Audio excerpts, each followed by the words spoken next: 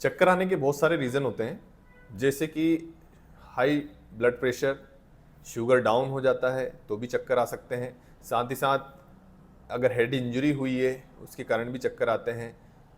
कुछ ऐसी मेडिसिन्स जो आप रेगुलर ले रहे हैं उन मेडिसिन्स के साइड इफ़ेक्ट के कारण भी चक्कर आते हैं।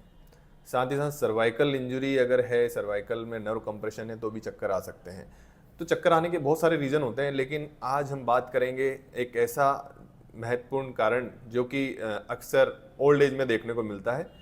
ये कॉमन होता है ओल्ड एज में, लेकिन ये कभी कभी यंग एज में भी देखने को मिल जाता है, जिसको हम बोलते हैं BPPV। इसका जो फुल फॉर्म होता है वो होता है बिनाइन प्रोक्सिमल पोजिशनल वर्टाइगो।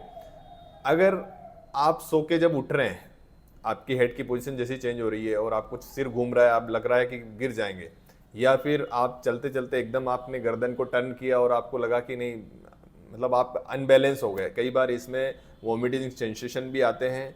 कई बार बुजुर्गों को, जिन मोस्टली क्योंकि मैं बता रहा हूँ ओल्ड एज में होता है, तो उन लोगों को जब चक्कर आते हैं तो कई बार गिर जाते हैं। गिरने की संभावनाएं ज़्यादा हो जाती है। उनको लगता है कि जैसे कि पूरा धरती घूम गया है, पूरी घर घूम गया है, और उनको पकड़ना पड़ता है, और वो थोड़ी देर बाद वो रिलैक्स हो जाते हैं। तो ये चक्कर के जो टाइप हैं, अगर आप सो के उठ रहे हैं और आपको एकदम सिर घूम रहा है, चक्कर आ रहे हैं और उस थोड़ी देर बाद वो नॉर्मल हो जा रहा है, या किस पर्टिकुलर पोजीशन आप चेंज कर रहे हैं और उसमें चक्कर आ रहे हैं, तो ये चक्कर का कारण BPPV हो सकता है। सिम्टम जैसे कि मैंने बता दिए इसमें कि आपको सडन हेड पोजीशन आप चेंज कर रहे हैं, गर्दन का पोजीशन आप चेंज कर रहे हैं, सिर का पोजीशन चेंज कर रहे हैं, उसमें अगर चक्कर आते हैं तो इसकी संभावनाएं ज़्यादा होती है, और ये ओल्ड एज में देखने को, 60+ वाले को देखने में ज़्यादा मिलता है। अगर इस टाइप के आपको चक्कर आ रहे हैं तो हम उसकी कुछ पैथोलॉजी भी बता रहे हैं आपको। कई बार पेशेंट्स कंफ्यूज होता है, और क्योंकि चक्कर के बहुत सारे रीजन होता है तो कंफ्यूज होना जरूरी भी है। तो जैसे कि मैंने बताया, सडन हेड पोजीशन, सडन सिर की पोजीशन अगर चेंज कर रहे हैं और उसमें चक्कर आ रहे हैं, बाकी टाइम आप नॉर्मल है, तो ये आपको 99% जो प्रॉब्लम है वो बिनाइन प्रोक्सिमल पोजिशनल वर्टाइगो के कारण होती है। तो आइए हम समझते हैं डायग्राम के थ्रू कि ये होता क्या है, बेसिकली इसमें ऐसे चक्कर क्यों आते हैं।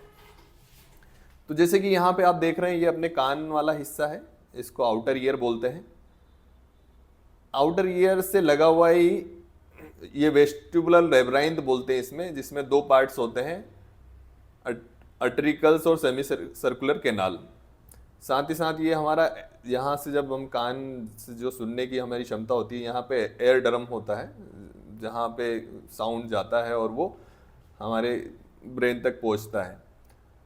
प्रॉब्लम क्या होती है कि यहाँ पे जो सेमी सर्कुलर कैनाल है, इसके अंदर कैनलित पार्टिकल जो होते हैं, वो अगर यहाँ से डिस्टर्ब होके वो अर्टिकल एरिया में चला जाता है, तो उसके कारण जो ब्रेन, जो सिर, हमारा जो सिर होता है, जैसे कि हम सिर की पोजीशन, हमारे जो बॉडी का एक मैकेनिज्म है, हमारी बॉडी को कंट्रोल करता है ब्रेन, और ब्रेन की जो पोजीशन, ब्रेन मतलब जो सिर की जो पोजीशन होती है उसको बताने का काम करता है ईयर।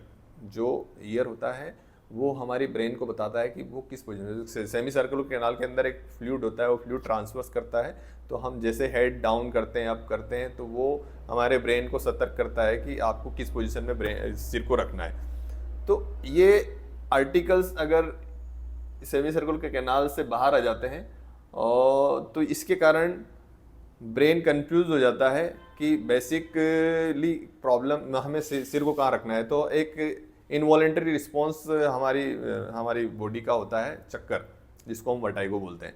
तो ब्रेन का कंफ्यूजन ही वो चक्कर है, जिसके कारण पेशेंट एकदम सतर्क हो जाता है, क्योंकि चक्कर अगर नहीं आएंगे तो उसको अपने हेड की पोजीशन ही नहीं पता चली। तो वो एक सिम्टम है। जैसे कि फीवर कोई बीमारी नहीं है, फीवर एक सिम्टम है किसी डिसीज़ का, किसी इन्फेक्शन का। ऐसा ही चक्कर कोई बीमारी नहीं है, चक्कर सिम्टम है किसी प्रॉब्लम का, किसी पैथोलॉजी का।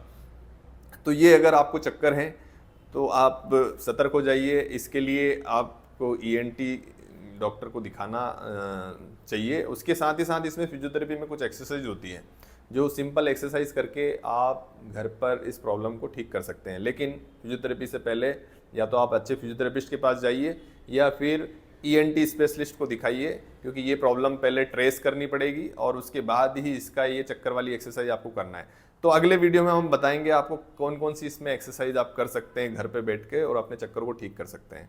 हमारे वीडियो को पूरा देखने के लिए थैंक यू। चैनल को सब्सक्राइब करिए, वीडियो को लाइक